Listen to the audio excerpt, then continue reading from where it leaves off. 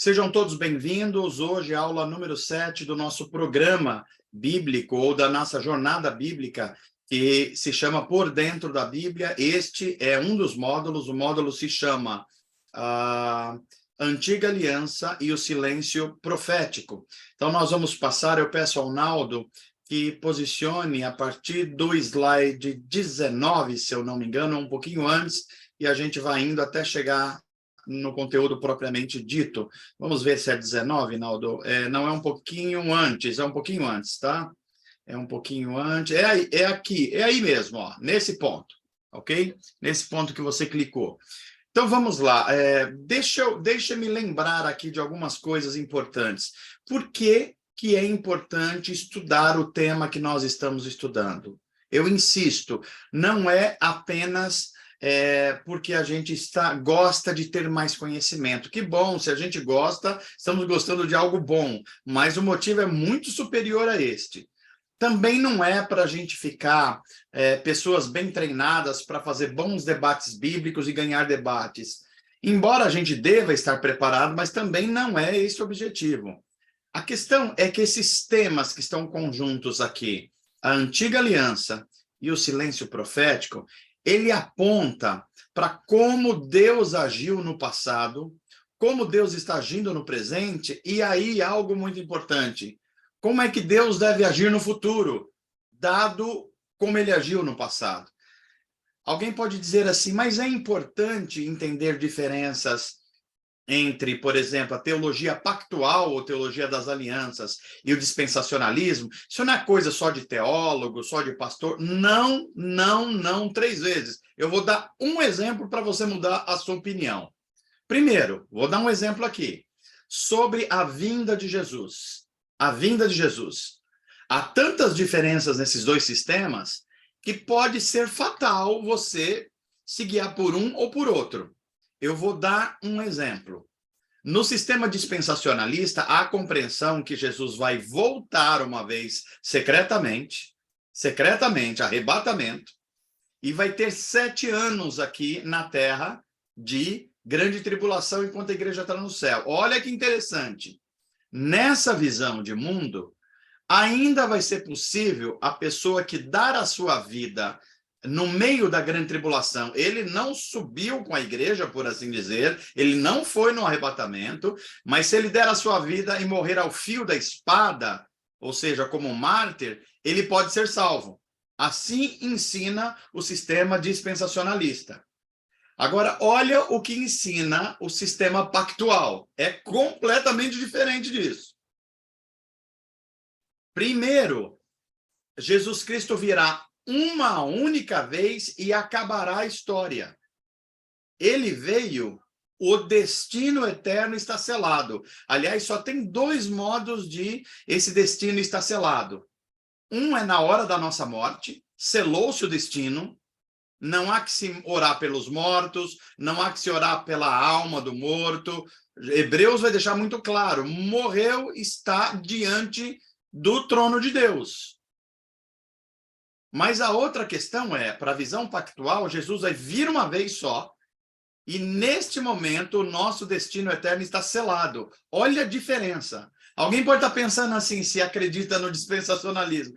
Se eu não for na vinda de Jesus, eu vou ficar aqui na grande tribulação, e aqui pode ser meio difícil, complicado, mas aí eu dou minha vida e vou para o céu. Essa é uma visão que é o dispensacionalismo. Na teologia pactual, essa hipótese não existe. Não existe. Uma vez Jesus veio na história, quando ele vir novamente, acabou a história. Está selado o destino de todos os homens, para a bênção eterna ou para a maldição eterna. Eu estou dando um exemplo, mas tem muitos outros que a gente pode dar aqui. Daí a importância de nós entendermos. Tem um dos teólogos mais conhecidos do mundo e um dos pregadores mais habilidosos do mundo, chamado Charles Spurgeon. Charles Spurgeon é um pregador batista reformado. Ele disse, certa vez, que quem entende a teologia pactual ou a teologia das alianças é praticamente um mestre em teologia, porque ela é central para entender a Bíblia. Olha só, a força, por isso que vale a pena a gente se debruçar. Não é um assunto tão fácil, eu admito, mas eu estou aqui voltando várias vezes, indo bem devagar, para a gente sedimentando. Não é uma vez você lendo que você vai entender, provavelmente não será 5 vezes, é por isso que eu estou repetindo aqui. Hoje é a 7ª aula, eu estou repetindo pela 7ª vez as bases, talvez lá pela 10ª a gente vai fixando melhor. Mas é central, vale a pena garimpar essas preciosidades bíblicas teológicas. Por quê? Porque tem impacto direto na nossa vida e impacto sobre como pensamos o futuro. E impactos, inclusive, que podem ser eternos, como eu acabei de explicar aqui, tá bom? Então, vamos lá. Nós estamos aprendendo que Deus, ele se relaciona ou se revela com os seres humanos através de alianças. Por que isso é importante? Porque Deus, sendo infinito e nós finitos, Deus se torna, digamos assim, por assim dizer, estudável. Ele se limita num conjunto de valores estabelecidos por ele mesmo a partir do seu caráter, para que a gente possa conhecer o seu caráter. E por que isso é importante para nós ainda? Porque ele faz um compromisso mútuo em que a gente pode confiar, porque ele é totalmente confiável. Daí a aliança favorecer claramente nós, seres humanos, criados à imagem de Deus. Nós já estudamos também, eu só estou revendo aqui, o Pacto da Graça. Na verdade, são 3 pactos na teologia cristã. O pacto da redenção, eu não tenho falado nele, porque ele acontece antes da criação. Então, não é o assunto central para nós aqui. Mas aí o pacto de obras já é. É o pacto que Deus faz com o primeiro casal, desde o início da criação até a queda. Características desse pacto, pacto de obras. Eles deveriam obedecer o que Deus mandou eles obedecer, e, em obedecendo, o prêmio deles era a imortalidade, a vida eterna. Esse era o pacto de obras, era um pacto condicional. Qual era a condição? Obedecer. Como é que essa obediência ficou claro em Gênesis? Não comam da árvore do conhecimento do bem e do mal. Se vocês comerem, morrerão e não terão mais parte na árvore da vida. Esta era a condição. Confiar em Deus era não comer da árvore que ele mandou não comer. E se comesse? Morte certa. Não tinha previsão para o pecado, não tinha previsão para a remissão do pecado, não tinha sacrifício para resolver isso. Era assim. Obedeceu a Deus, vida eterna. Não obedeceu, morte. Isso é um pacto de obras. Mas a gente viu que depois da queda, ou na queda, em Gênesis 3, Deus faz uma promessa de um pacto. Importante lembrar aqui, é uma promessa, não é o pacto ainda. Repito, é uma promessa, não é um pacto. Qual é a promessa? Que a redenção da humanidade viria de um descendente da mulher.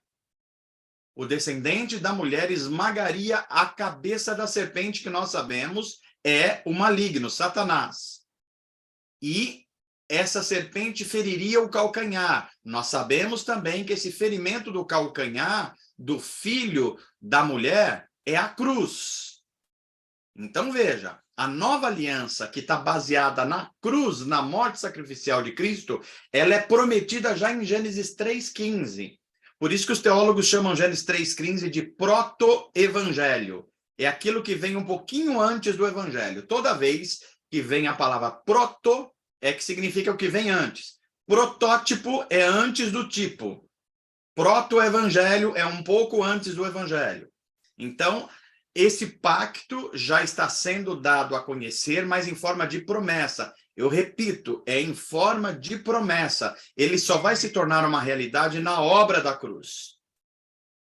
Porque em Abraão ele vai estar também, mas em forma de promessa. Em Davi ele vai estar também em forma de promessa. Ele só se torna concluído na cruz de Cristo.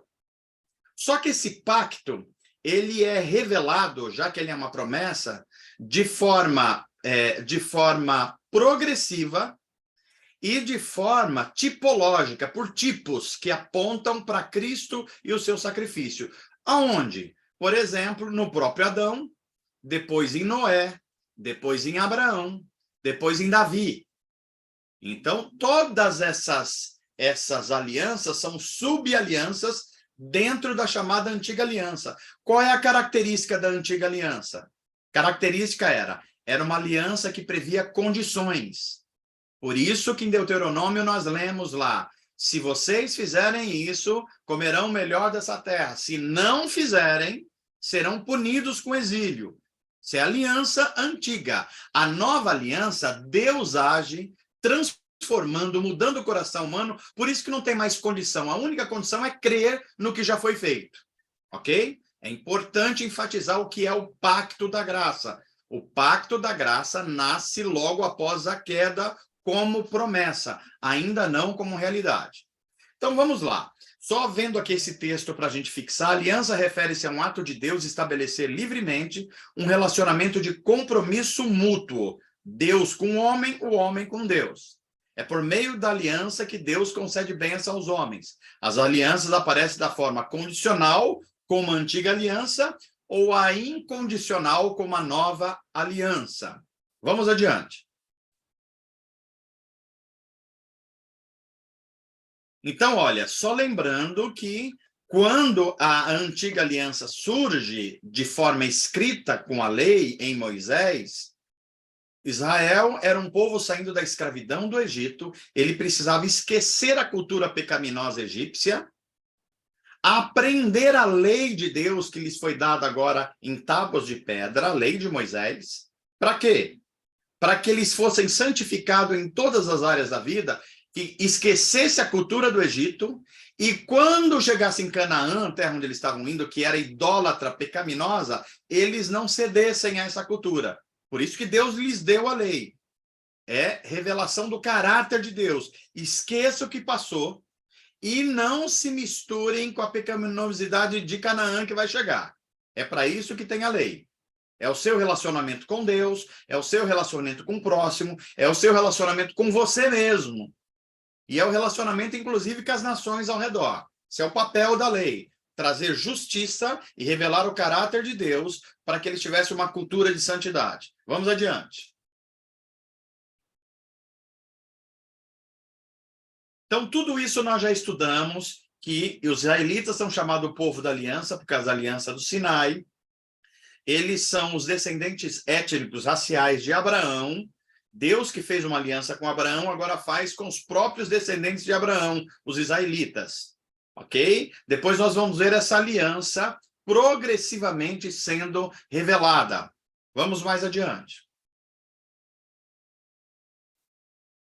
Então, olha, para a gente fixar, qual era o termo de acordo dessa aliança, dessa antiga aliança?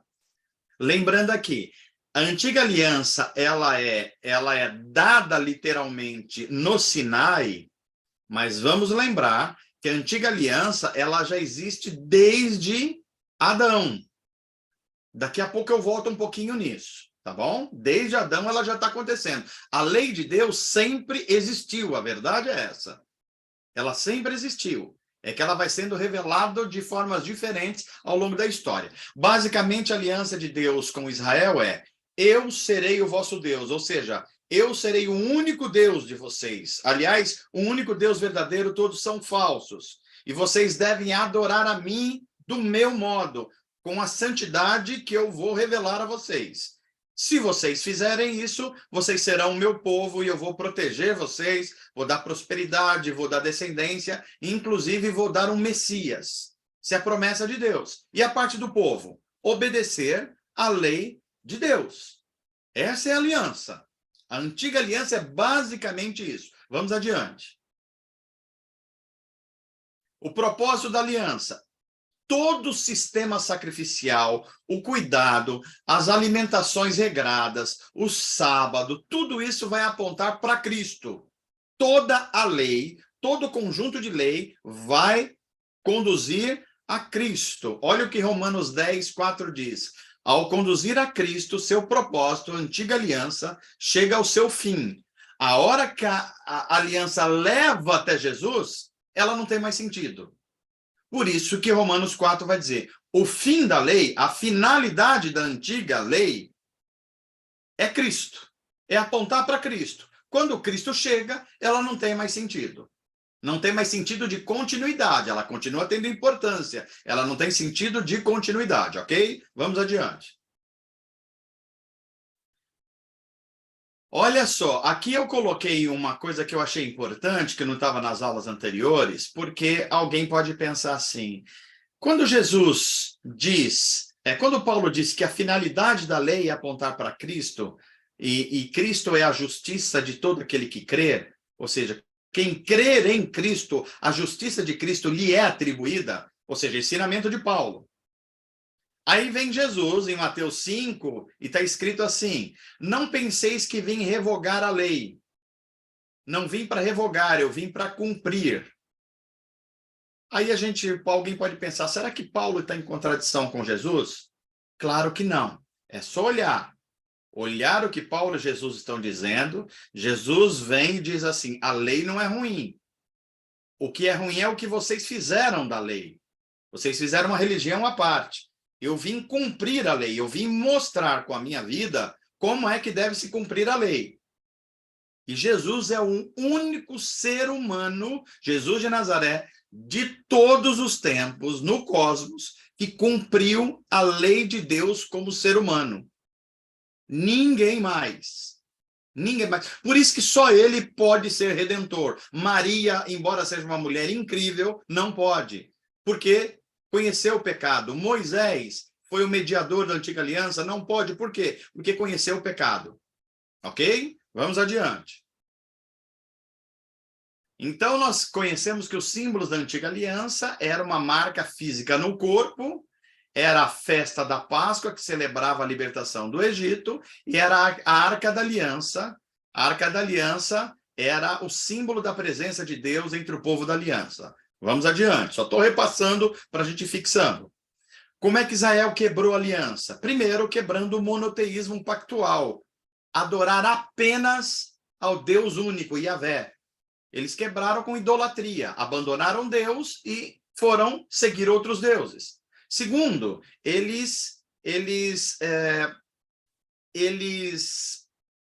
como é que eu vou chamar esse termo aqui? Eles prostituíram a religião com legalismo. Ao invés da religião levarem eles a se aproximarem de Deus em arrependimento, em contrição, eles fizeram uma série de rituais que era de boca, mas não era de transformação do coração. Assim, eles quebraram a aliança. E com a injustiça? A injustiça social, a injustiça em todas as suas dimensões, ok? Foi a quebra da aliança, vamos lembrar, que levou Israel para o cativeiro no exílio. Esse foi o motivo. Vamos adiante. Então, eu disse a vocês, só vou passar, que o distintivo do povo da aliança é que eles tinham 3 coisas que regulavam a vida deles.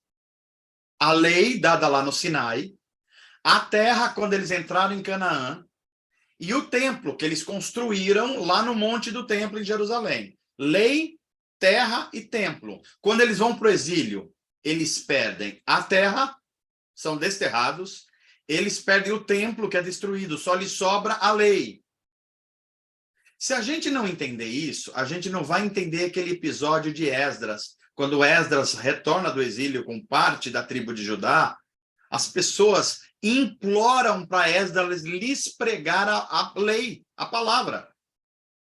E eles passam uma tarde inteira, uma manhã inteira, quando Esdras vai terminar, eles falam, não para, não termina não, Esdras. E a gente falou que povo que gosta da pregação, não é que ele gosta, ele é um judeu. E um judeu, ele tem 3 coisas na vida. A terra, o templo e a lei. Ele não tinha mais a terra e não tinha mais o templo. Lhe sobrou a lei, aquilo é tudo para ele. Se a gente não compreender isso, a gente não compreende essas narrativas da Bíblia Sagrada. Vamos adiante. Aí os profetas denunciando a quebra da aliança, nós já falamos bastante sobre isso. Vamos adiante.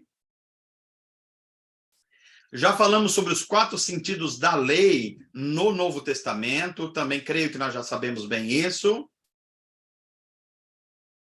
Pode ir. E aqui, eu começo daqui, eu retomo daqui. Lembrando que quando nós falamos da lei de Deus, ou a lei entregue a Moisés, nós estamos falando de 3 dimensões da lei.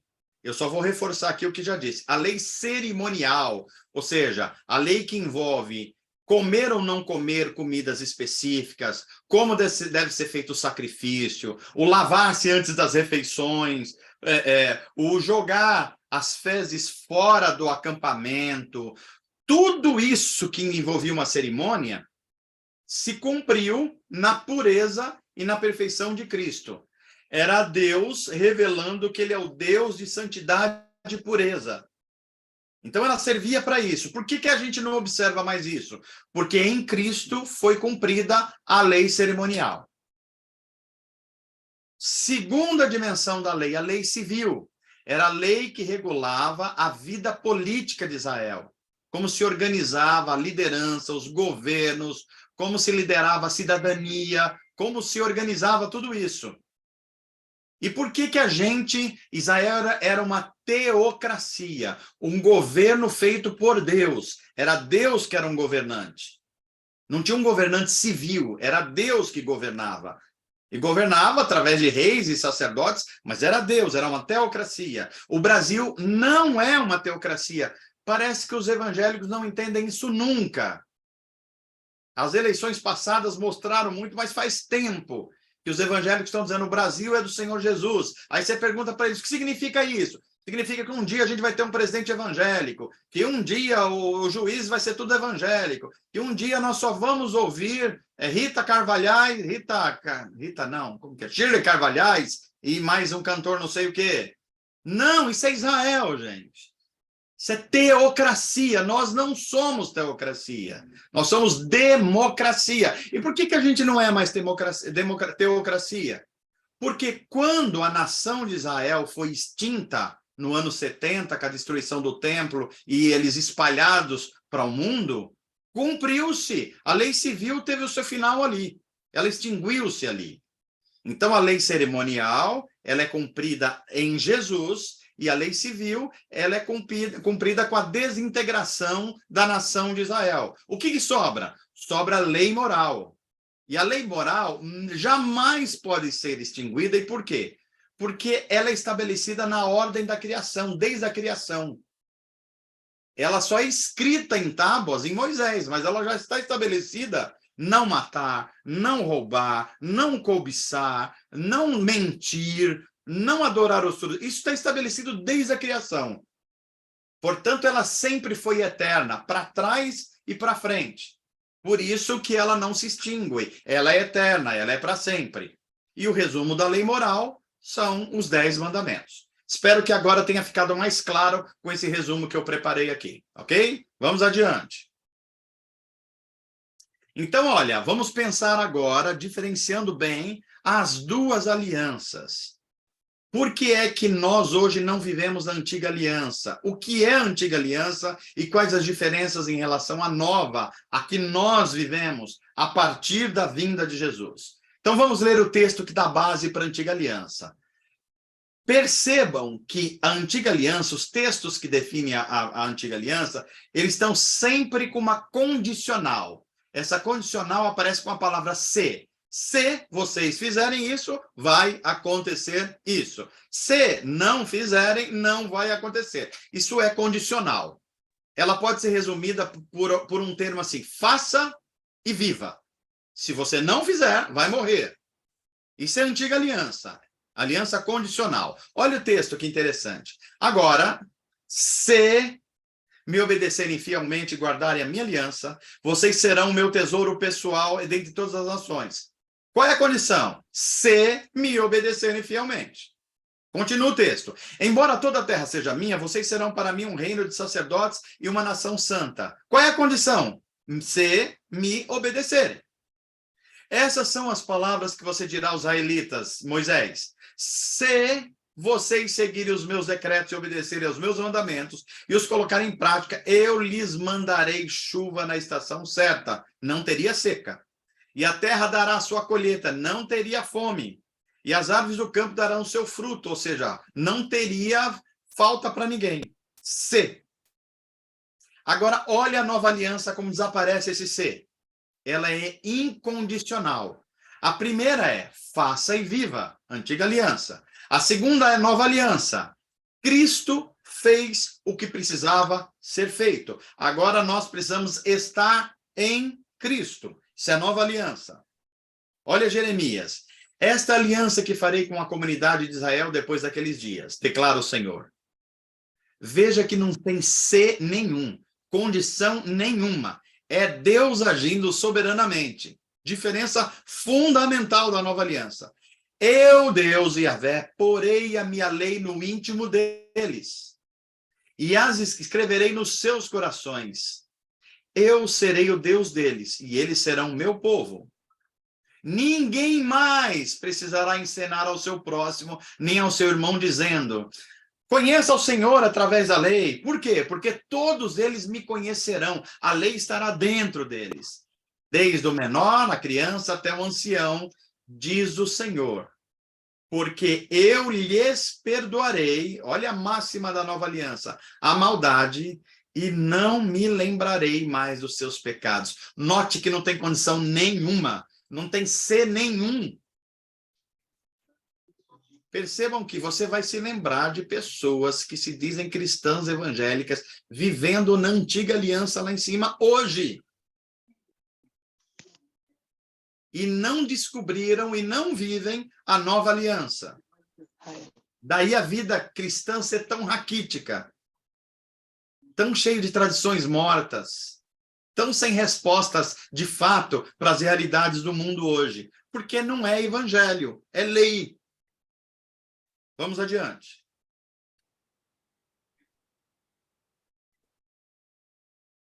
Explicações. A nova aliança trazida por Jesus na morte e na ressurreição de Jesus, portanto, na obra da cruz, é incondicional. Você pode estar pensando assim, como assim incondicional? Mas eu não tenho que obedecer? Tem, mas não para obter a salvação. Você obedece agora porque você está em Cristo. Ao estar em Cristo, você se beneficia da justiça de Cristo. E quem tem um novo coração não tem mais prazer no pecado. Por isso que a gente obedece, mas não é para obter a salvação de Deus. Isso já foi conquistado por Jesus. Todos os que fazem parte dela, ou seja, da nova aliança, conhecem o Senhor. Por que conhecem o Senhor? Porque o Espírito Santo habita dentro deles. E tem os seus pecados perdoados, ou seja, essa aliança é um pacto de graça.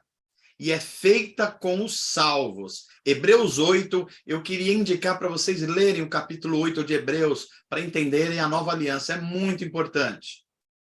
A aliança em Abraão, ou abrâmica, prometeu um pacto de graça, ó, prometeu. Não é que ele já existia de fato, era uma promessa.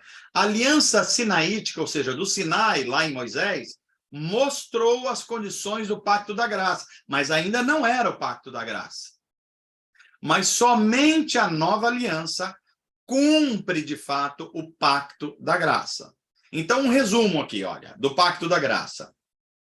Ele é prometido em Abraão, aonde? Quando Deus diz que haverá um descendente da mulher que trará redenção para o mundo. Está prometido ali, ele não é uma realidade, mas já é uma promessa. Ele é revelado em Abraão. Quando? Quando Deus aí diz a Abraão que, para além dele ter descendência racial, étnica, que é o povo de Israel, ele terá também uma descendência espiritual. Ou seja, aqueles que, pela fé na promessa do Messias, vão alcançar salvação. Então, o pacto está prometido em Adão, está revelado em Abraão, mas ele vai só ser cumprido em Cristo e na obra de Cristo.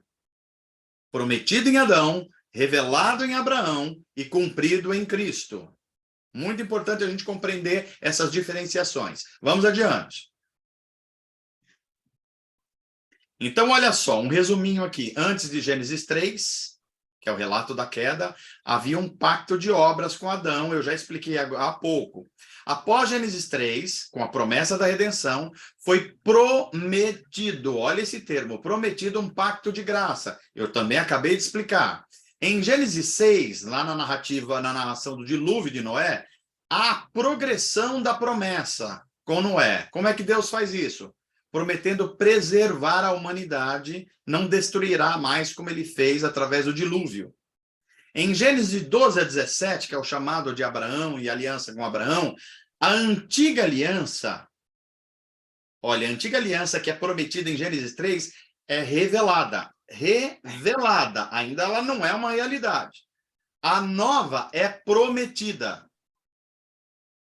Então, em Abraão, a gente tem a revelação de que Deus vai fazer, e Deus promete uma aliança ainda maior e superior que a nova aliança. Mas ela não está concretizada ainda. Onde é que vai ser concretizada? Em Êxodo 20, lá no Sinai, lá nos 10 mandamentos. Ali nós temos a antiga aliança, agora dada ao povo da aliança. Ela já tinha sido revelada lá em Abraão, agora ela foi dada. E ela é estabelecida com os israelitas.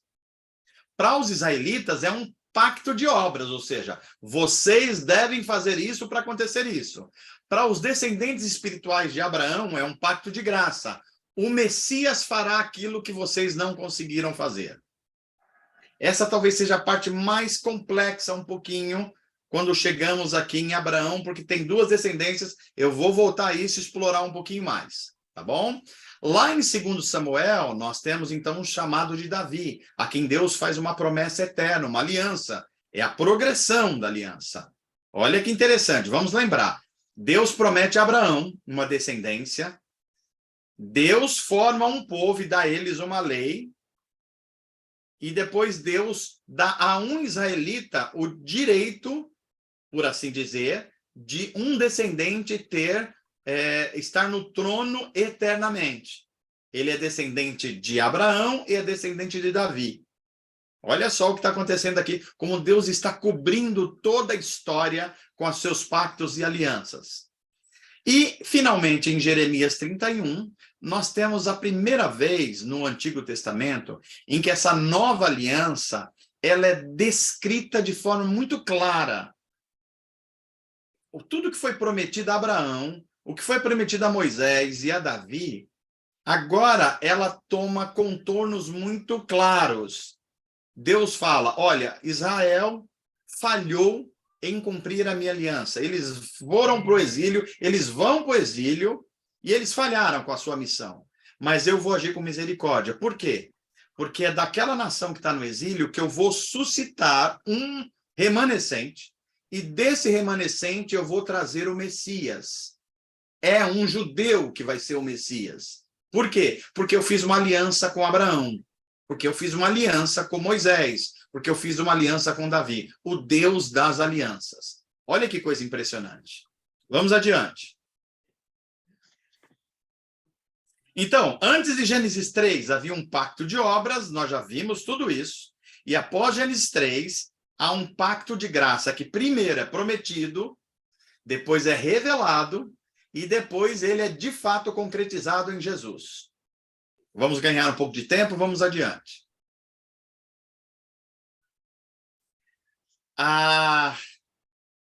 Vamos ver, esse texto aqui eu acho que é importante a gente revisar aqui. O pacto de graça, ele é revelado na antiga aliança, que é lei, e ele é concluído na nova aliança, que é evangelho. Nova aliança é igual a evangelho. Evangelho da graça. Nova aliança, pacto da graça. Então nós temos a revelação progressiva desse pacto da graça. Essa revelação foi feita primeiramente na forma de uma promessa, antes de ser apresentada na forma de um pacto. Aonde foi que ele foi apresentado como promessa? Gênesis 3, o descendente da mulher. E aonde foi que ele vira a promessa? Gênesis 12 a 17, o chamado de Abraão. Assim que a promessa que foi feita a Abraão foi cumprida em Cristo, o pacto da graça foi plenamente revelado e tomou a forma de uma aliança. Qual aliança? A nova aliança. Então, o pacto da graça ele foi anunciado no Antigo Testamento, desde Gênesis 3, mas só foi realizado no Novo Testamento. Ele foi parcialmente revelado ao tempo da lei, lá em Moisés. Ele foi plenamente revelado no tempo do Evangelho, a partir da descida do Espírito Santo. Ele foi uma promessa que apontava para o futuro. no Antigo Testamento, mas o Novo Testamento é uma aliança consumada pelo sangue redentor do Messias Jesus Cristo. Essa relação entre a antiga e a nova aliança. Vamos adiante. Olha só. Só fixando, o pacto da graça foi revelado e prometido a Abraão e seus descendentes, mas não foi concluído até quando? Até o advento da nova aliança por meio de Jesus Cristo. Aqui, atenção, a aliança feita com Abraão é uma aliança que tem duas descendências. Preste bem atenção. Se você estiver fazendo outra coisa em paralelo, pare para ouvir isso, que se você não entender isso, você não entende o restante. Diferentemente da aliança feita com Noé, com Adão ali para trás, em Abraão há algo aqui de muito especial. Por isso que Abraão é muito especial para a gente entender. Porque em Abraão, Deus faz um pacto, uma aliança com ele, que daria a ele duas descendências, duas posteridades. Uma era a descendência ou posteridade natural, ou seja, um filho natural, biológico, e que desse filho viria descendentes biológicos, raciais, portanto, os hebreus, que depois foram chamados judeus. Isso é a antiga aliança e ela estava sob condições. Essa é a descendência natural. Mas Paulo vai explicar no Novo Testamento que Abraão é o pai da fé. Não é só pai da nação de Israel. Ele é pai de todos os que creem. O que significa isso que Paulo está falando? Que Deus deu a Abraão uma descendência, uma posteridade espiritual, que não depende dos rituais cerimoniais e civis da lei. Ele só depende da lei moral. Por quê? Porque as pessoas precisam crer em Jesus Cristo, para que, crendo em Jesus Cristo, participe da justiça de Cristo, e participando da justiça de Cristo, tornem-se novas criaturas, portanto, salvos. Então, a descendência espiritual de Abraão, ninguém entra nela pela circuncisão, como é a posteridade natural, aquela marca no corpo. Como é que se entra? Pelo novo nascimento, conversão, nascer do Espírito. E o que a essas descendências é prometida a elas? Olha só, a descendência biológica, racial, natural, é prometida uma terra. Qual terra? Canaã. Deus prometeu a eles, os descendentes de Abraão, Canaã, terra prometida. Isso é a antiga aliança. E os descendentes espirituais de Abraão? Deus prometeu o reino de Deus, que é algo muito mais amplo. É um reino que vai se consumar quando Jesus Cristo retornar, mas ele já dá os seus sinais agora. Esse reino tem sinais: generosidade, solidariedade, amor, justiça, fidelidade. O que é descrito, por exemplo, nas bem-aventuranças são os valores do reino de Deus. Então, é importante que você entenda, em Abraão tem duas descendências. Uma descendência natural, biológica, o povo de Israel, e uma descendência espiritual. Os filhos de Abraão são aqueles que creem em Jesus. Depois voltamos um pouquinho mais nisso. Vamos adiante. Esse aqui nós já falamos bastante, mas eu vou ler porque fixa. Olha só, o pacto da graça é revelado na antiga aliança, através da lei, mas ele é concluído na nova aliança, que é evangelho. Antiga aliança é lei, nova aliança é evangelho. O pacto da graça era uma promessa revelada através das alianças antigas lá, com Noé, com Abraão, com Davi. Mas ele era diferente delas, ou seja, o pacto da graça não é a antiga aliança. O apóstolo Paulo fala das alianças da promessa. Os pactos do Antigo Testamento estavam a serviço da promessa, mas não eram a promessa. O evangelho é muito superior à lei de Moisés. A promessa era o evangelho, antes do seu cumprimento. Ela foi revelada principalmente a Adão, ou seja, a promessa, na promessa de salvação pela semente da mulher. Acabamos de falar sobre isso. Deus não firmou uma aliança com Adão. Deus deu uma promessa de aliança a Adão. É muito importante a gente compreender isso. ok? Da mesma maneira, a promessa que Deus fez com Abraão era diferente da aliança da circuncisão, ou seja, a marca no corpo, que ele estabeleceu com o patriarca. No entanto, até que a semente viesse, ou seja, que a semente da mulher, que nós sabemos que é Cristo, a promessa estava sobre a condução da antiga aliança, para apontar para a pureza de Cristo. E é através dela que Deus revela um pacto em que Deus age soberanamente, é o pacto da graça de forma progressiva. Vamos adiante. Mas aqui, sedimentando, revisitando, o pacto da graça é, na verdade, a nova aliança. Aí você fala assim, mas como assim, pastor? Nova aliança é o pacto da graça? É, mas o pacto da graça já não existia no Antigo Testamento? É, ele já existia em forma de promessa. Mas na nova aliança ele se torna uma realidade. Ok? Todos, aqui uma coisa da maior importância. É outra coisa que eu peço sua atenção total. Total. Como é que as pessoas foram salvas antes de Jesus Cristo vir ao mundo e morrer? Como é que... Será que as pessoas foram salvas pela justiça da lei? Será que elas foram salvas por serem descendentes de Abraão? Preste atenção nisso aqui. Todos os que foram salvos no transcorrer da história, todos o foram pela nova aliança. Hebreus 9 trata disso. Não há sequer um ser humano que foi salvo pelos méritos da antiga aliança. Mas, pastor, que todos que vieram antes, Moisés, Noé, todos, sem exceção, são unicamente as bênçãos dessa aliança nova que dão a vida eterna, pois ela foi estabelecida sobre melhores promessas, daqui a pouco a gente explora isso, e promessas diferentes daquelas oferecidas pela aliança, pela antiga aliança. A promessa da antiga aliança, o que que era? Uma terra geográfica prometida, a Palestina. A promessa da nova aliança qual é? O reino de Deus na história, muito mais amplo. Muito mais amplo. A antiga aliança, a promessa era um mediador, que era um homem relativamente justo, como Moisés, mas tinha pecados. A nova aliança tem um sacerdote perfeito que nunca pecou, portanto, infinitamente superior. Outrora, a nova aliança não era visível. Ela não era ainda uma aliança, mas era uma promessa. Agora ela é visível. O seu rei e mediador apareceu. Cristo apareceu na história.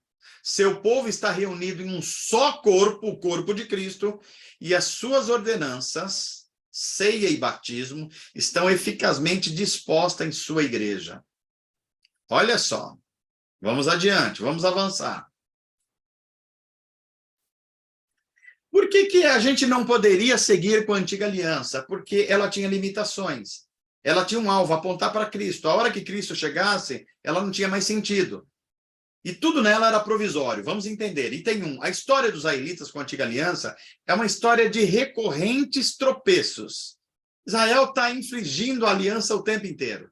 2. O povo falhou. E os sacerdotes também falharam. E os reis também falharam. E Deus enviou, então, os profetas para denunciar a quebra da aliança. 3. Após inúmeros tropeços do povo da aliança, surge, então, uma esperança de um descendente de Abraão, de um descendente de Davi, um Messias que vai trazer a justiça plena para a nação de Israel, e não só a nação de Israel, mas todos os filhos espirituais de Abraão. 4. Um descendente do patriarca Abraão e da linhagem do rei Davi. 5. Os profetas falam da promessa de uma nova aliança em que Deus age soberanamente. Mesmo se o homem falhar, Deus já tem a provisão para a falha humana. Jeremias é o principal profeta dessa aliança. Uma nova aliança acompanhada de algo que não tinha na antiga aliança. O dom do Espírito. Portanto, olha aqui uma coisa importante de diferenças entre teologia reformada pactual e teologia pentecostal ligado ao dispensacionalismo. Na teologia pentecostal, tem duas bênçãos de salvação. Uma, quando a pessoa aceita Jesus num apelo, vai à frente e fala, eu aceito Jesus. Você, estudante da Bíblia Sagrada dos módulos anteriores, já sabe que essa não é a forma correta. Ninguém aceita Jesus. Na verdade, é Jesus que nos aceita. Nós aceitamos o presente da salvação. É outra coisa, ok? E na teologia pentecostal, tem uma segunda bênção que vem depois, que é o chamado batismo no Espírito Santo. Na teologia pentecostal, primeiro tem a conversão, depois tem o batismo no Espírito Santo. Na teologia pactual reformada, não. Uma pessoa só pode estar convertida se ela receber o dom do Espírito Santo, que é o batismo no Espírito Santo. Então, a conversão só é legítima se ela for acompanhada do batismo do Espírito Santo, cuja evidência não é falar em línguas, é a transformação do caráter paulatinamente. Falar em línguas são dons do Espírito que podem ou não aparecer durante a jornada espiritual de uma pessoa. Então, falar em línguas não é sinônimo de ser batizado no Espírito. É muito importante que a gente compreenda isso, ok? Na antiga aliança, esse dom não estava disponibilizado. Na nova aliança, esse dom necessariamente foi disponibilizado, senão a pessoa não tem o coração convertido e a lei de Deus não é incutida no coração humano. É condição sine qua non para viver a nova aliança, o dom do Espírito, dado por Deus. Vamos adiante.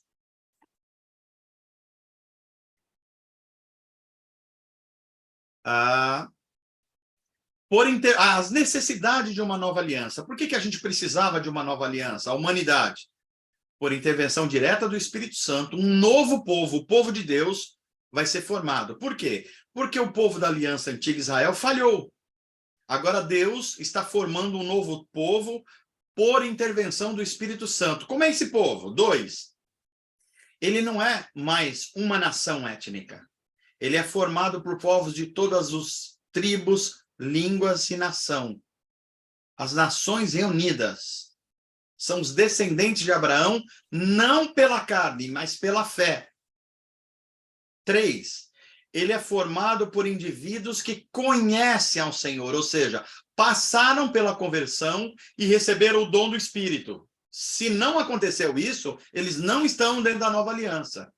Eles são criados e capacitados pelo Espírito Santo. Por isso que o novo nascimento é uma obra inteira do Espírito Santo. 4. Sobre a liderança e autoridade de um governante davídico. Qual governante davídico? Jesus Cristo, filho de Davi. Lembra que o cego Bartimeu clamou isso? Jesus Cristo, filho de Davi, ou seja, descendente de Davi. Ele conhecia a esperança messiânica, aquele cego. Tem misericórdia de mim. A oração dele foi ouvida.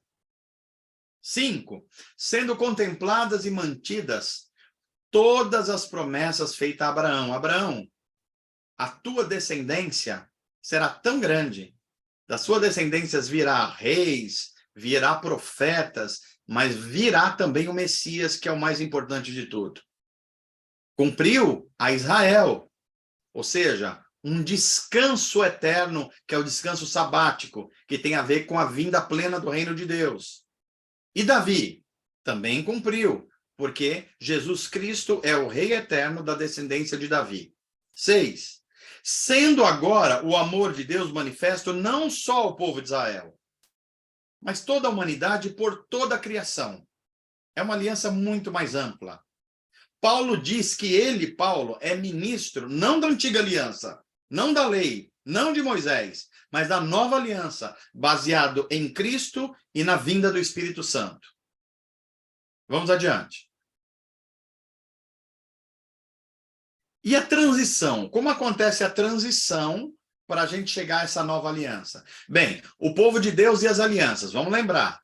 Deus faz uma promessa de uma aliança a Adão. Deus faz uma aliança de obras com Noé, mas mantém a promessa do pacto da graça, que ainda não aconteceu. Deus faz essa mesma promessa e revela esse pacto a Abraão, que é do descendente dele que vai vir a salvação para o mundo. Deus faz um pacto com os israelitas, que é a antiga aliança, baseada na lei, condicional. Deus faz uma aliança com Davi, pacto de graça. Por quê? Porque não depende mais de Davi. É Deus que está prometendo que é dele que vai vir um descendente que vai trazer o Messias ao mundo. 2. A antiga aliança era uma aliança progressiva. Deus revela uma parte das coisas em Abraão, depois em Noé, depois em Abraão, depois em Davi. Mas Israel fracassa em cumprir os princípios dessa aliança, que não era uma regra, um monte de regras, não. Era baseada na fé, no amor e na obediência. É o que a aliança, amar a Deus sobre todas as coisas e amar ao próximo. Fé, amor e obediência. 4. Essa falha leva Yahvé a apresentar em forma de promessa ainda um novo plano para o futuro. Quando começa essa promessa? O descendente da mulher, lá em Gênesis 13. Depois, o descendente espiritual de Abraão. Depois, o descendente de Davi. Tudo promessa. Até em Jesus ela se tornar realidade. Esse plano é baseado nas promessas já postas, mas ele é ampliado para novas áreas. Eu acabei de explicar algumas delas. Deus não rejeitou Israel, mesmo com as suas falhas, e decide oferecer a Davi uma aliança eterna, ou seja, é um filho de Davi, portanto, um judeu hebreu, que vai ser o Messias, que vai resgatar a humanidade. Olha como Israel falha com Deus, mas Deus não falha com Israel. E o povo de Deus deverá ser regido para sempre por um herdeiro do trono de Davi. Deus cumpre em Jesus Cristo. O rei davídico governará um novo tipo de povo de Deus. Não o judeu étnico, com as suas leis cerimoniais e civis, mas alguém que recebeu a lei dentro do coração. Como é que se recebe a lei dentro do coração? Através da conversão e receber o dom do Espírito Santo. O profeta Jeremias declara que esse povo ingressará numa nova aliança com Yahvé, e ele estava corretíssimo. Porque com a vinda de Jesus é exatamente isso que aconteceu. Um novo relacionamento com Deus. Tanto é que nós começamos a chamar Deus de Pai. É uma nova aliança. O Deus Yahvé de Israel agora é chamado de Deus Pai. Jesus mandou a gente orar assim, Pai Nosso. Olha, é claramente uma nova aliança. Vamos adiante. Então, olha, lembrando, em Abraão há duas descendências, uma descendência natural, os judeus, e outra descendência espiritual. Ele é pai da fé de todos que creem. Os descendentes naturais de Abraão são o Israel racial, étnico. Os descendentes espirituais de Abraão são o Israel espiritual, aqueles que creem na promessa no Antigo Testamento e creem na realidade de Jesus Cristo no Novo Testamento. O pacto da graça foi revelado e prometido a Abraão e seus descendentes, mas não foi concluído em Abraão, só foi concluído na nova aliança em Jesus Cristo. Paulo chama a lei de ministério de condenação. Por que Paulo chama? É importante a gente compreender isso. Porque a lei mostrava como Deus é santo e como nenhum homem é capaz de ser santo como Deus exige. Por isso que ele era um ministério de condenação. Olhar para a lei era estar condenado, porque ninguém conseguia cumpri-lo, e esse é o padrão de Deus para a santidade da vida. Agora o evangelho, Paulo chama de ministério da justiça. Aí alguém fala assim, qual é o ministério da justiça? Nós continuamos pecando, sendo falhos. Pois é, mas Deus não olha mais a gente diretamente. Deus olha para a obra de Cristo.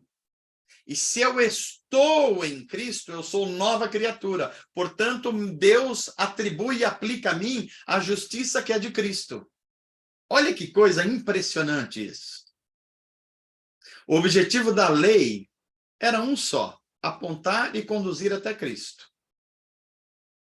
O objetivo da promessa era oferecer justiça e salvação por meio da obra de Cristo.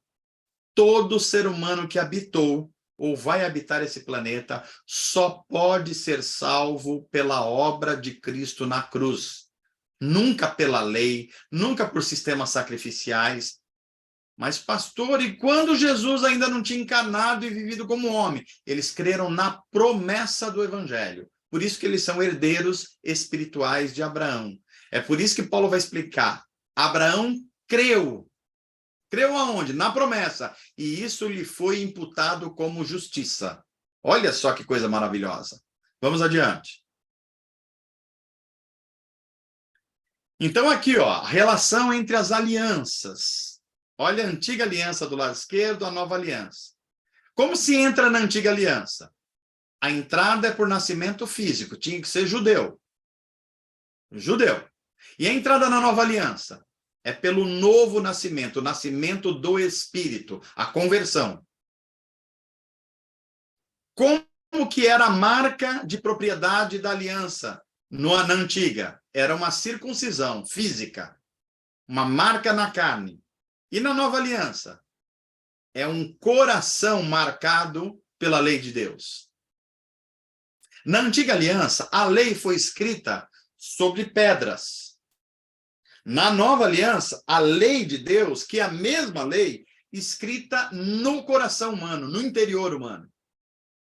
Na antiga aliança, a adoração era cerimonial, exigia rituais, sacrifícios, shofar, lavar os alimentos, tudo era regrado para mostrar santidade exterior. Na nova aliança, não.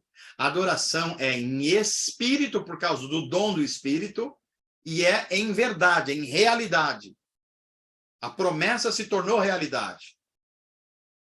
Na antiga aliança, o reino prometido a Israel era um reino físico, político, geográfico, a Palestina. Na nova aliança, o reino é muito mais amplo. O reino é espiritual, de todas as eras, de todos os tempos. É o reino que não está pleno ainda, mas já está entrando na nossa era com seus sinais. Quando é que vai ficar pleno? No retorno triunfal de Jesus Cristo para colocar fim na história e começar nova criação, novos céus e nova terra. Na antiga aliança, a herança prometida era prosperidade material, herança terrena. Na nova aliança, a bênção prometida é os céus, novos céus e nova terra. Isso aqui mostra quanto muitas pessoas ditas evangélicas estão vivendo sobre a antiga aliança, achando que a bênção de Deus é ter um carro novo, uma casa nova, sei lá, ser protegido para não ir para o inferno. Olha como eles estão vivendo a antiga aliança. E o risco disso. Na antiga aliança, tudo é temporal, ou seja, tem um tempo para começar e acabar. Na nova aliança, tudo é eterno. O amor de Deus é eterno, a salvação de Deus é eterna, tudo é eterno, o reino é eterno. Mas como assim, Mano? Eu nasci agora na história? Mas a Bíblia vai dizer que Deus amou você eternamente. Quando? Antes de eu nascer? Mas é mais do que isso. Antes do mundo nascer. Você foi predestinado a ser amado por Deus. Se eu fosse reteté, eu dava um glória a Deus e bati os pés agora. O Rogério deve estar fazendo isso, se ele estiver ouvindo. Glória a Deus. Olha aí, o César também, ó. É isso aí. Esse sim é para dar glória a Deus de pé. Você já ouviu essa expressão, né? Saber dessas realidades espirituais é para dar glória a Deus de pé. Isso sim é para dar glória a Deus de pé. Amém. Amém. Vamos um pouquinho mais adiante. E a gente já vai terminar a exposição. Deixa eu ver onde a gente vai parar. Olha lá. Portanto, aquilo que foi prometido, olha essa palavra, prometido no Antigo Testamento, em Adão, em Noé, em Abraão, em Davi, é cumprido em Cristo na nova aliança. Cristo foi assunto aos céus, ou seja, entrou nos céus depois da ressurreição, e ele está onde? Ele está lá à direita de Deus, em posição de autoridade. Direita, destra, quer dizer posição de autoridade. O seu reino já está entre nós, porque quando ele veio, ele trouxe o reino. Mas aguardamos a sua segunda vinda, a vinda triunfal, para ele consumar a história, consumar todas as coisas. E quando ele fizer isso, o Senhor fará novos céus e nova terra, como diz Pedro, onde habita a justiça. todos os relacionamentos serão justos e desfrutaremos plenamente, tanto espiritualmente, e aqui um detalhe, como fisicamente, das bênçãos prometidas por Deus. Esse é outro motivo para a gente dar glória a Deus. Vamos adiante. Então aqui, olha, talvez aqui a gente vá parar por aqui, e essa é uma relação que os cristãos evangélicos têm muita dificuldade de entender. Preste bastante atenção. Terceiro pedido de atenção. O que Cristo tem a ver com a lei? A lei de Deus, a lei de Moisés. E o que a lei de Moisés tem a ver com Cristo? Ou outra pergunta. Os cristãos salvos em Jesus Cristo, portanto, na nova aliança, precisam ainda obedecer à lei? Isso é uma coisa que está na cabeça de quase todo mundo e parece que não há uma compreensão clara a respeito disso. Vamos ver se a gente sai dessa aula hoje aqui com clara compreensão sobre isso.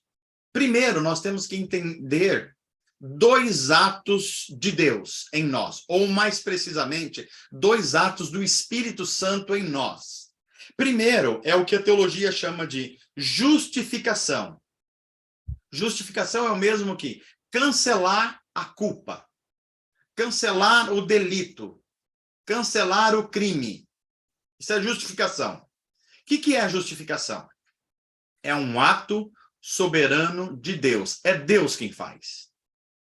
Em que ele, Deus, infunde em nós o seu espírito, gerando de tal forma um novo coração, um novo nascimento, uma nova criatura, um novo modo de pensar, um novo modo de crer.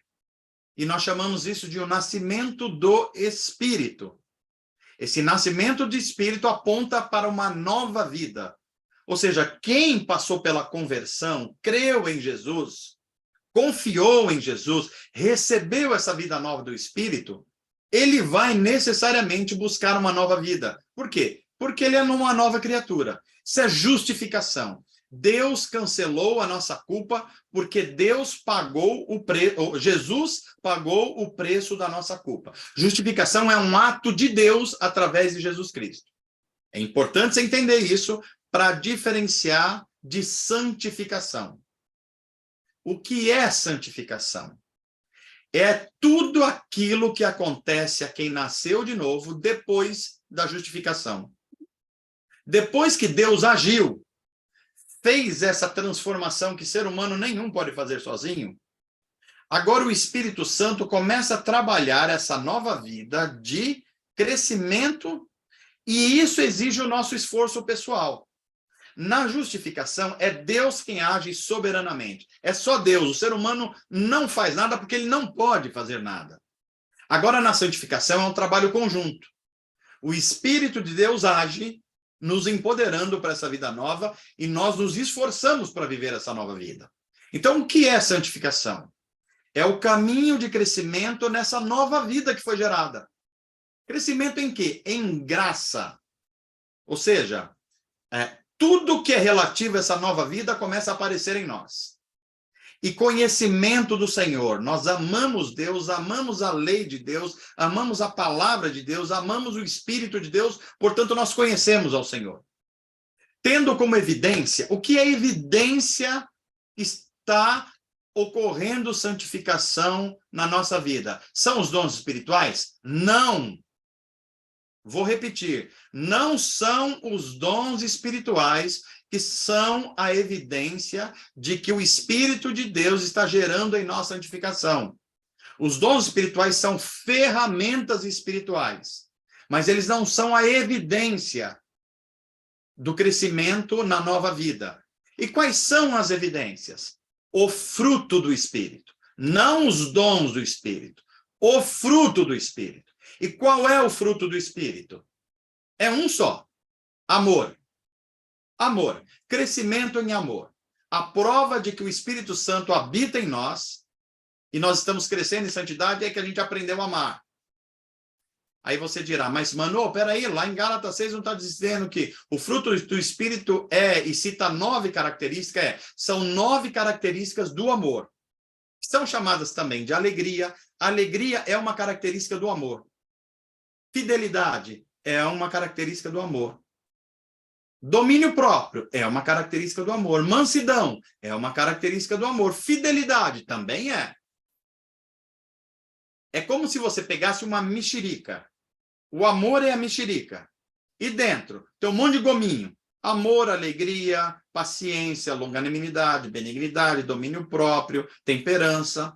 Ok? O fruto do Espírito é um fruto, mas ele tem vários gominhos. E ela é, o fruto do Espírito, a evidência de que nós fomos batizados no Espírito e estamos crescendo em santidade. Sempre com que objetivo? O objetivo de tornar a gente parecido com Cristo. E quando vai acontecer isso, Manu? Até nos tornarmos perfeitos no amor, que é um cumprimento da lei. Quem ama, cumpre a lei, diz a Bíblia. Se a gente ama plenamente, a gente cumpre a lei. Como é que a gente sabe que ama plenamente? Quando a gente se parece com Jesus. Quem faz a gente se parecer com Jesus? O Espírito Santo. Como é que ele faz isso? Santificando a nossa vida. E como é que ele gerou essa nova disposição para obedecer à lei de Deus, que é o amor? Ele justificou a gente com o seu poder. Olha que incrível isso. Então, a relação entre Cristo e a lei, e eu termino a exposição dessa noite, é a lei, ou seja, os 10 mandamentos, que é a parte moral da lei, que é eterna. Ela nos leva até Cristo para a justificação. Como assim a lei leva até Cristo?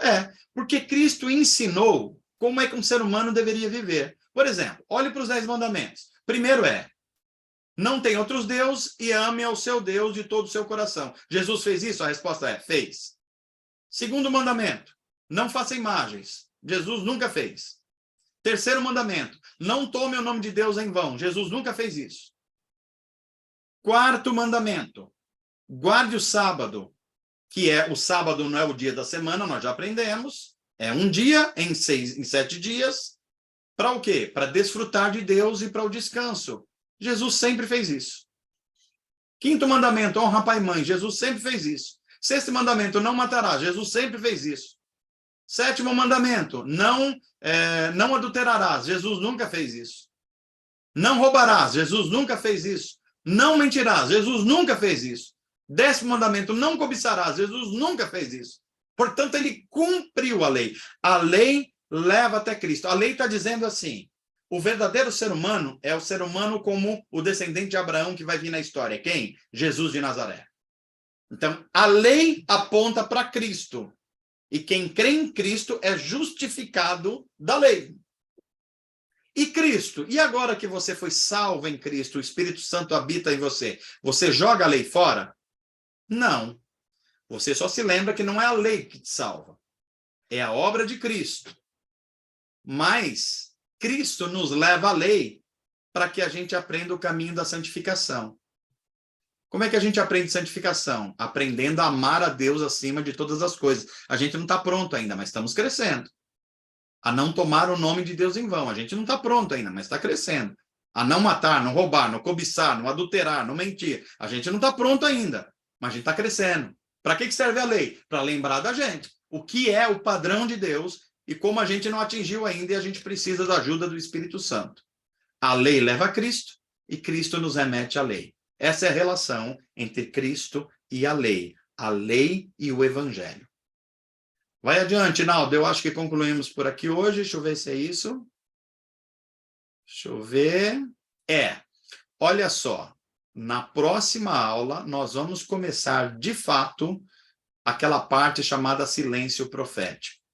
Ora, foram 7 aulas aqui para construir o alicerce. Portanto, veja a aula, reveja. Se tiver oportunidade, treveja, porque esse é um dos assuntos que eu sei, eu estou consciente que não é fácil. E eu estou procurando dar a explicação o mais detalhada possível, que nem nos seminários a gente recebe dessa forma, para que a gente tenha acesso.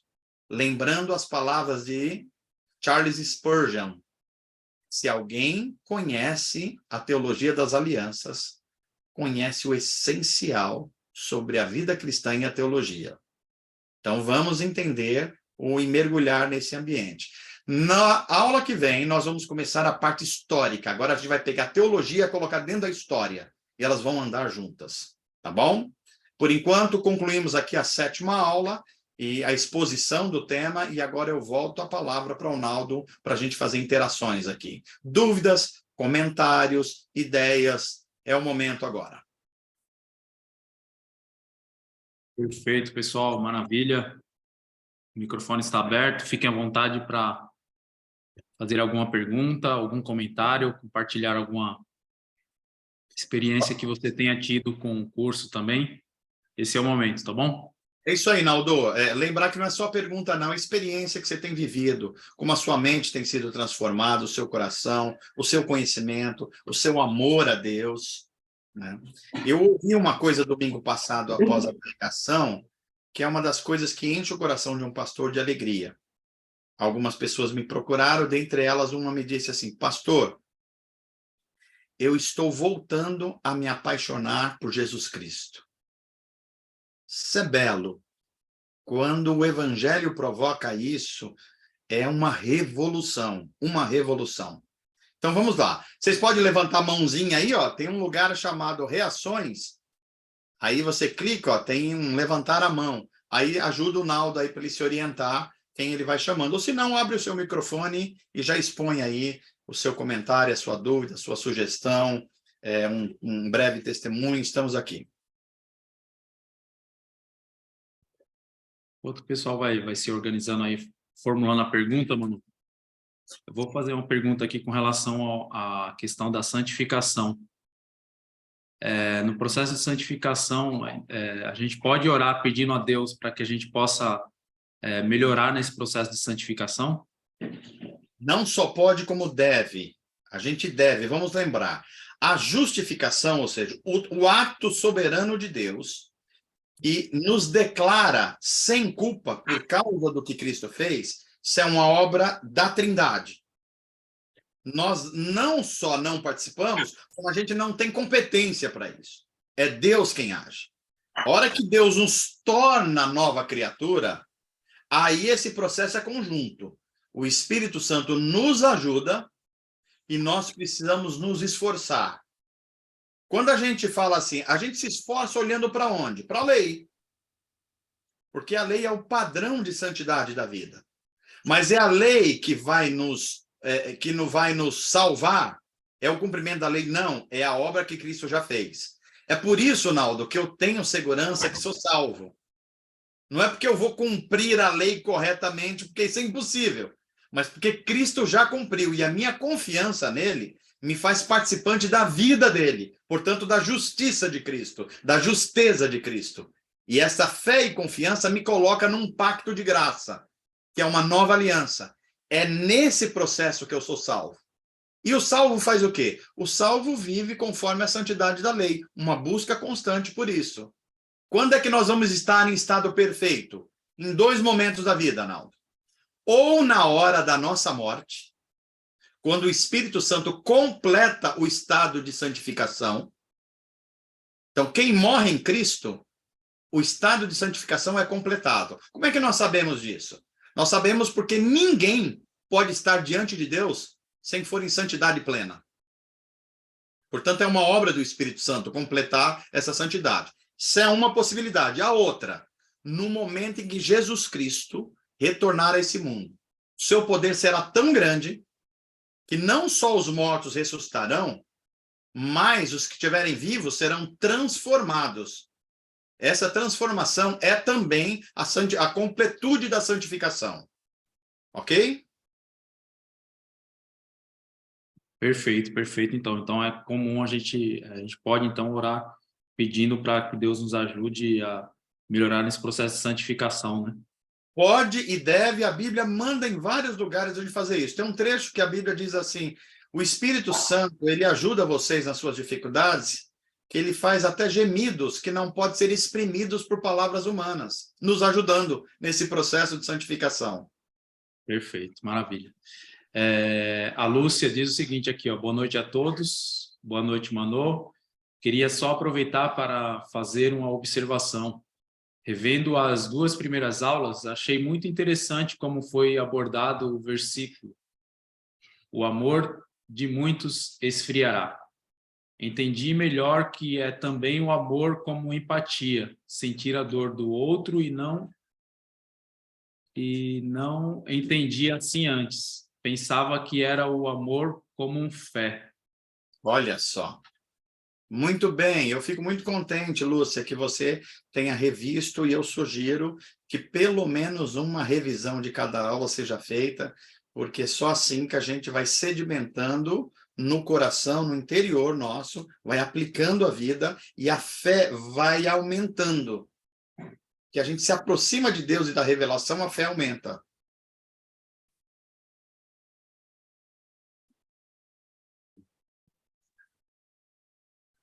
Pessoal, fica à vontade aí para fazer algum questionamento, compartilhar alguma bênção que você recebeu. Seria bom a gente ouvir mais sobre, se as questões não estão colocadas, a experiência brevemente contada de cada um com o próprio conhecimento de Deus através da nossa jornada bíblica. Seria bom ouvir os irmãos. Ô, Mano. Quem está falando? É o Rogério. Opa, Rogério. Oi, Rogério. Vamos lá, Rogério Fonseca, Rogerinho. Tudo bem? Fazendo um adendo no que o Naldo estava falando aí, na questão de que a gente precisa pedir, a gente pode, é lícito, sim, a gente falar a pedir ajuda para Deus, a melhorar essas coisas todas. Eu me lembrei a lembrança que é aquela música do Eli Soares, que ele canta em essa questão de ajudar a melhorar. Como é que você vê essa questão, Mano? Olha só, boa pergunta, hein, Rogério? Excelente pergunta. Tem uma música que é cantada, Me Ajuda a Melhorar, né? Essa música, ela, de modo geral, ela causa um pouco de preocupação, porque ela pode levar os cristãos a uma ideia, principalmente aqueles que não entendem o que é salvação. Então, por exemplo, quer ver uma questão que é anterior a essa, Rogério? Um cristão genuíno pode ou não perder a salvação? Gente, se você perguntar para 100 cristãos hoje, eu acho que 99,5 vão dizer que sim. O que é um absurdo. Veja, eu não estou falando um evangélico perder a salvação. Eu estou falando um cristão genuíno, que passou pela conversão de fato, que o Espírito Santo habita nele, que ele recebeu a justiça de Cristo, que o caminho de santificação está sendo feito por ele com a ajuda do Espírito Santo. É impossível ele perder a salvação. É impossível.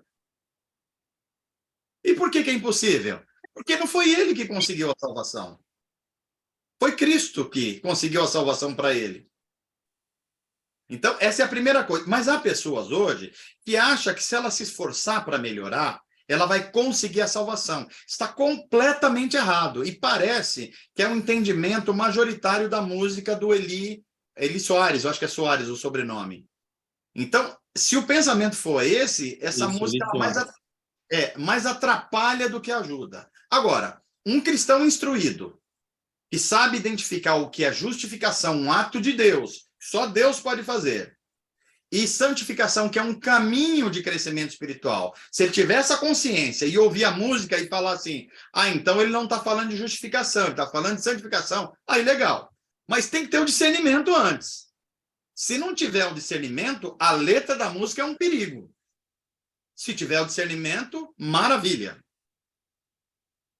Ok, Rogério? Ok, Mano? Entendi, Mano. Inclusive, essa questão aqui dessa música mesmo, eu até ouvi um pouco a história do Eli Soares, ele cantou mais ou menos nesse sentido mesmo, no processo de pedir ajuda a Deus, no sentido de santificar mesmo, né? Agora, com essa questão da justificação, lógico que a gente sempre tem que nascer de novo e não dar uma melhoradinha, como eventualmente, se você levar por esse lado de sugerir uma ajuda, né? Exatamente. Eu penso que no processo de santificação, de acordo com o que você nos orientou aí, é possível sim a gente pedir para o Senhor nos ajudar a melhorar, né? Não só deve, não só pode, como deve. Esse processo tem que ser pedido mesmo. Ok? Perfeito. Pessoal, mais algum questionamento aí, Rogério? Concluir algo? Fica à vontade. Meu irmão, Lúcia. eu estou evitando falar por causa da minha voz. Eu tenho uma pergunta dentro do que o senhor falou hoje, agora. O senhor pediu para a gente ler, né, Hebreus 8:13? Hebreus 8. Isso. Aí eu tenho uma dúvida sobre o versículo 13, se está dentro daquilo que o senhor explicou, que Jesus... Leia para mim o 13, Lúcia. Dizendo nova aliança, envelheceu a primeira. Ora, o que foi tornado velho se envelhece, perto está de acabar. Isso aí. O que o autor aos Hebreus diz é que a antiga aliança ela tinha uma função, que era revelar Cristo na história. A hora que ela cumpriu essa função, ela envelheceu. Então, não adianta mais alguém tentar viver por ela, até porque a antiga aliança não pode salvar. Então, é isso que ele está falando. Agora que nós temos acesso à nova aliança, que estava em estado de promessa em Abraão e agora é uma realidade em Cristo, então a primeira caducou. Agora nós vivemos a nova realidade. Nós não nos esforçamos para ser salvo. Nós já fomos salvos pelo que Cristo fez. O nosso esforço agora é por santificação, a ser semelhantes a Jesus. Por quê? Para viver em conformidade com a nova vida. Qual é a nova vida? Semelhante a Jesus Cristo. E só com o dom do Espírito e no poder do Espírito Santo é que a gente pode conseguir isso. Entendi. E eu tenho uma outra pergunta dentro dessa também. Os judeus, eu não sei se o senhor já respondeu essa pergunta antes, se o senhor já respondeu, o senhor me desculpa. Os judeus, eles seguem a lei, certo? Aí, se um judeu se converte ao cristianismo, ele vai seguir a lei e a graça e a nova aliança? Olha só, essa é uma pergunta bem interessante, porque tem judeus hoje ortodoxos que seguem apenas a lei, inclusive não aceitam Jesus como Messias. Qual é o problema disso? O problema é que enquanto eles estavam na antiga aliança e Jesus não tinha vindo, isso era perdoável.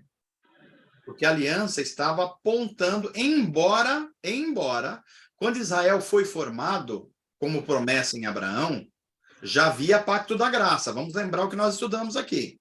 O que Deus prometeu a Abraão era uma promessa para o Israel racial, étnico, que era terrena. Mas as promessas espirituais eram para os descendentes espirituais de Abraão, ou seja, aqueles que creem na promessa do Messias. Portanto, a salvação sempre foi, até mesmo para o judeu, em crer em Jesus como Messias e participar da sua justiça. A lei era só um modo de apontar para Jesus. Então, o judeu ou qualquer povo do mundo só pode ser salvo pela fé em Jesus Cristo para participar da justiça de Cristo. Não há outro modo de ser salvo. Não há. Amém, entendi agora. Olha, eu vou repetir aqui. Não havia no Antigo Testamento, e não há hoje, nem vai haver no futuro, qualquer outra forma de salvação, a não ser crer em Jesus Cristo com fé e obediência para participar da sua justiça. Não há outra forma. Os do Antigo Testamento creram na promessa. Nós, após Jesus, cremos na realidade, mas é sempre em Cristo.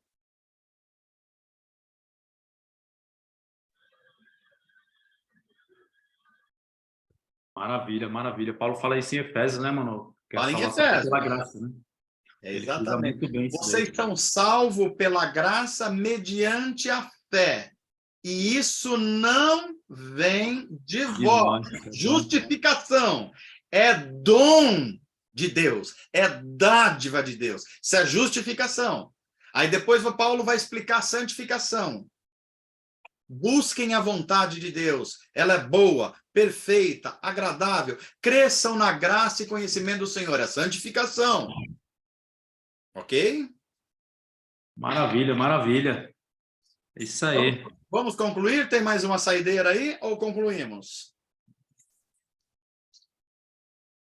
Tem mais, pessoal? Eu acho que fechou então, né? Fechamos. Aldo, Oi, Opa, oi. você pode colocar a última tela aí só para eu dar um print? Posso sim, só um minutinho. Por favor.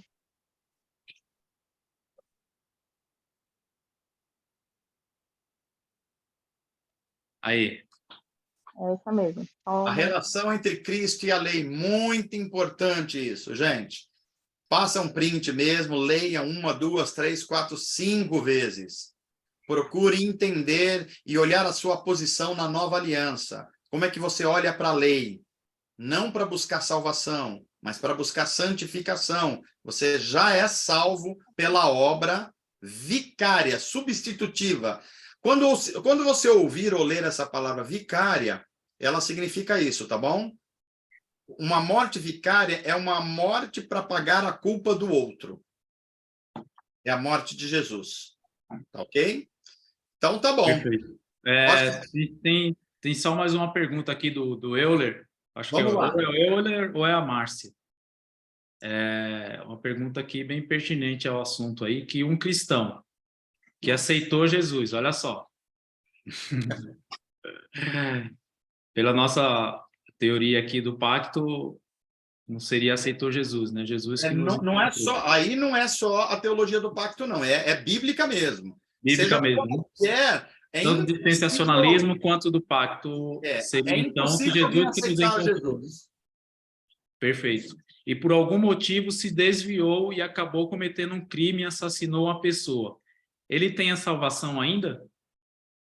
Olha só. Então vamos usar os termos que foram usados na pergunta aí. Primeiro, não é possível alguém aceitar Jesus, alguém aceito por Jesus. O máximo que a gente pode é receber Jesus.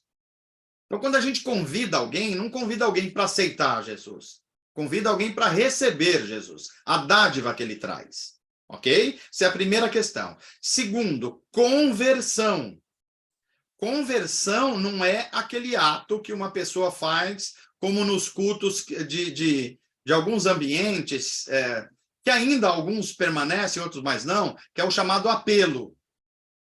O apelo é a pessoa se levantar do seu lugar e à frente levantar a mão, diz, eu aceito Jesus, alguém ora por ele, ele se converteu. Não, na Bíblia conversão não é isso. Aliás, deixa eu dar uma informação histórica aqui para nós. O chamado apelo ou convite é uma coisa extremamente nova entre os cristãos. Isso é coisa do século XIX, agora logo aí, 100 anos, 150 anos. Antes disso, nunca teve isso na igreja. Apelo ou convite. Quem estreou isso parece que foi Charles Finney, o avivalista.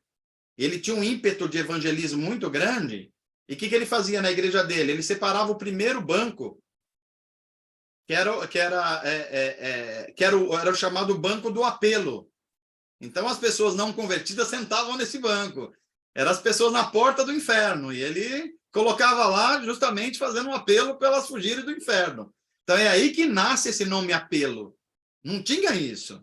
Então, esse ato de um pastor falar, nós vamos fazer o apelo agora. E as pessoas... A gente acha que sempre foi assim em 2000, mas não. É coisa bem nova isso, bem nova. Antes disso, não existia isso. O que existia era exposição da palavra, e à medida que a palavra era exposta, o Espírito Santo atuava nas pessoas, e essas pessoas iam paulatinamente recebendo o discipulado cristão até passar pelo batismo. É isso que acontecia. Esse é o processo natural da igreja, tá ok? Então, o fato de uma pessoa ir à frente não quer dizer que ela teve uma legítima conversão. Conversão significa duas coisas: arrependimento e fé. É isso. Se não houve arrependimento e não houve fé, confiança plena em Jesus, não houve conversão. A pessoa pode ir 5 vezes na frente do púlpito. Ok? Então, o que aconteceu se ele falou, a pessoa se desviou. Vamos aí qualificar o que é desviou. Se desviou a pessoa continua vivendo a mesma vida de antes, então ela nunca passou pela conversão. Nunca passou. Ela fez uma adesão a uma igreja, a uma denominação, mas conversão não. Se ela continuou vivendo a mesma vida. Agora, não confundir com uma coisa, Euler e Márcia. Mesmo os salvos, mesmo os que estão buscando a santificação, eles podem ainda cometer pecados. Mas isso não é voltar à antiga vida de pecado. É um acidente. O convertido de verdade, ele não convive bem com o pecado, ele se arrepende. Ele busca misericórdia, ele clama por misericórdia. O sinal da conversão é esse. Uma pessoa que vive sistematicamente no pecado, ela nunca nasceu de novo. Ela nunca passou pela conversão. Ela foi a um culto, ela participou, foi à frente, pode ter chorado, mas choro não é conversão. Tem um monte de gente que chora porque faz uma bobagem, mas é só sem vergonhice. Não é arrependimento, não. No máximo, remorso. Pessoas com remorso choram. E ficam do mesmo jeito. Pessoas arrependidas até choram, mas mudam. Com a ajuda do Espírito Santo, evidentemente, no processo de santificação. Ok? Elas tomam uma decisão, né? Exatamente, Berê. É uma decisão de andar com Cristo, custe o que custar. E a evidência disso é o fruto do Espírito. Hein? Maravilha! Olha, eu estou ficando contente de ver vocês deduzindo, a partir da doutrina principal, deduzindo. Isto é fé cristã. Ela é um todo. Uma coisa vai levando a outra. Isso é maravilhoso. Perfeito. Pessoal, Zeramos, Aldo? Por hoje? zeramos. Então tá bom. Meus irmãos, muito obrigado por esse encontro, por estarmos juntos, por nos alimentarmos a alma e o coração juntos. E nós estamos concluindo agora, fechando a gravação.